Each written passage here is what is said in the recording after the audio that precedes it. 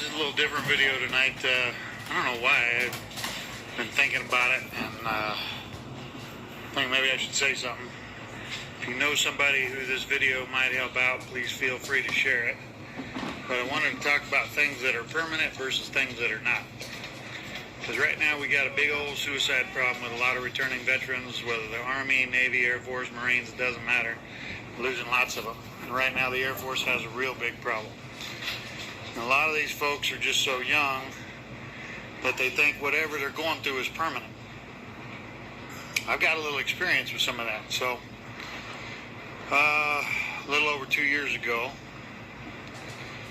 actually 2.5 years ago now, I got ran over by a Jeep, massacred me. I spent the next 5 weeks in a hospital bed before they would allow me to sit up and start doing therapy. I spent the next 4 weeks in a skilled nursing facility learning to walk, trying to get my strength back.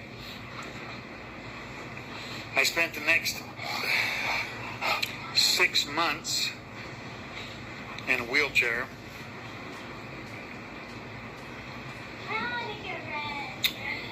In February, the doctor allowed me to start putting full weight bearing on that leg.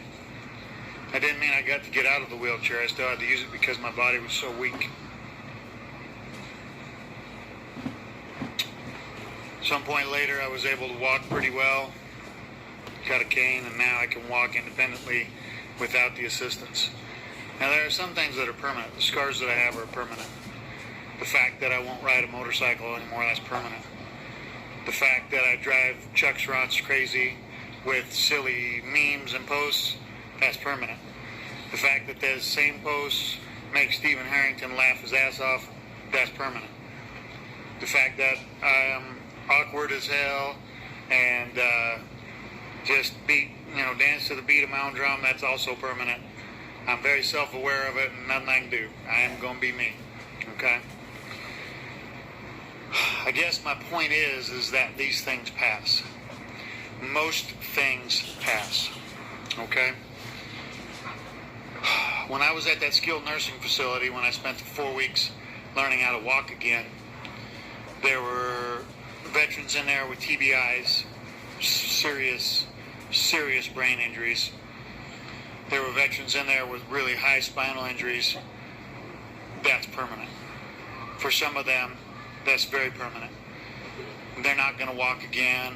Their brain is going to be scrambled for the rest of their life, depending on the severity of their TBI. If you have 1.5 years left of your military service, if you have 6 months left to deal with a boss who drives you crazy, those things are not permanent. There are things you can do to manage that, to deal with that, to work through that. Pain, whether it's physical or mental, is something that we learn to work through. The more experience you have with it, the greater your tolerance to it, the better you get at working through it, if you go the right ways about it. Always seems to come back to this, but exercise for me is a key component. Getting those good endorphins, those good chemicals in my body, and making sure that I feel good. Finding positive people to be around. Finding a purpose bigger than yourself. I'm not trying to over-congratulate myself and pat myself on the back, but one of the things I did just recently, started up this summer, when I finally felt ready, is I volunteer with an outfit called the Trauma Survivor Network.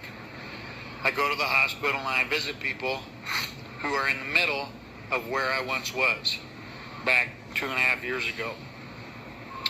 They're accident victims, they have some kind of severe injuries or traumas, and they need someone to give them hope, someone to show them that there's a way through this, that the bed that they're in is not forever, for most of them. And I'm very proud of that. And I hope it does some good for those people that I see. But it does 100 times more good for me.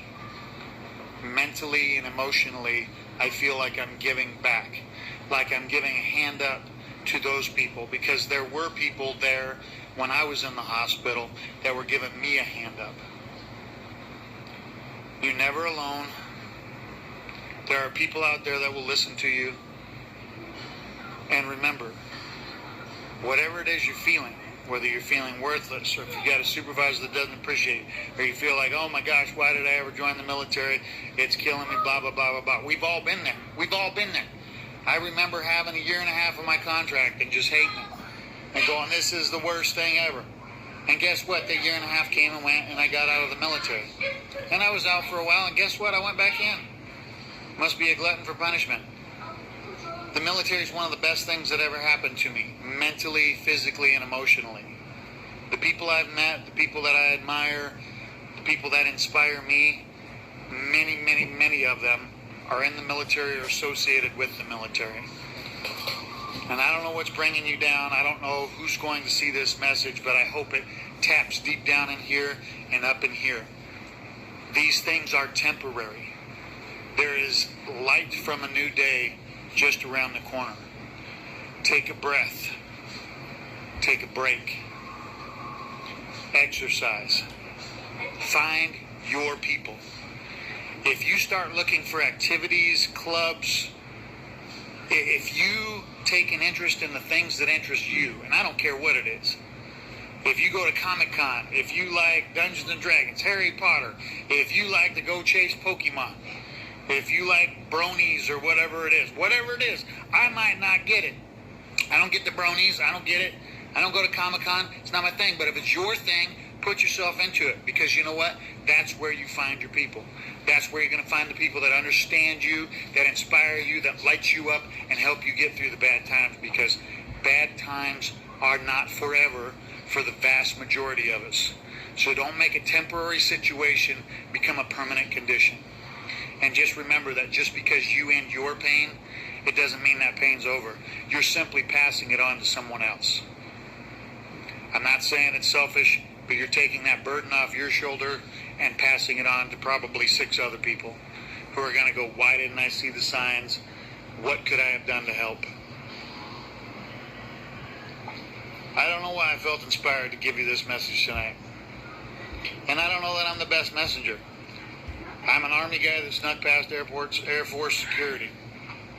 I'm no smarter, no dumber than the rest of you, I hope.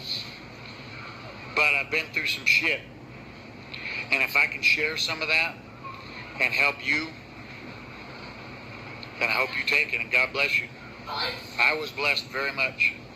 The fact that I survived, the fact that I have been able to do what I've been able to do after my situation happened.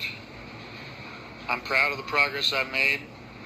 I'm proud to say that my son, I'm an inspiration to him. And if that was the only person I inspired, then that means everything to me. I know it's not. I know other people look at my struggles and they're inspired. So I hope by sharing this, somebody else would. But if you know somebody who needs to hear this message, please share it. You don't have to ask for my permission. Share it. And if you need to talk, my number is 303.